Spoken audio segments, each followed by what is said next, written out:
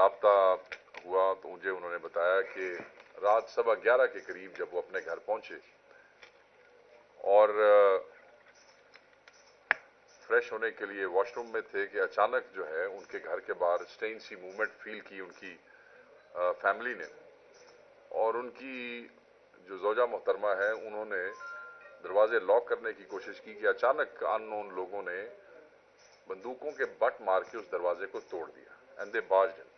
और उसके बाद उनकी बेगम साहिबा के ऊपर बंदूक तानी गई और उन्हें कहा गया कि बताएं कि ख्वाजा साहब कहाँ है।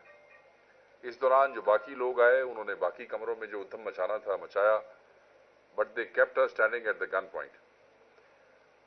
बकौल उनके कुछ देर तक ख्वाजा साहब जो है वो फ्रेश होकर बाहर आए, और जब वो बाहर आए तो सीधी बात है कि वो गन जो थी वो उनकी तरफ कर दी गई और फिर उन्हें सिर्फ जूते पहनने का मौका दिया गया। बाहर ले गए, बाहर जाके उनके हाथ बांधे। जो उनकी बेगम साहिबा हैं वो खुद दौड़ती हुई पीछे गई, गो के उन्होंने कहा कि हम आपको जो है नुकसान पहुंचाएंगे, आप बाहर ना आए। मगर वो उनकी बेगम थी, उन्होंने जिद की कि नहीं, जो करना है कर लो, मैं तो आऊंगी। वो बाहर आके खड़ी हुई और उनके सामने उनके हाथ बांधे गए।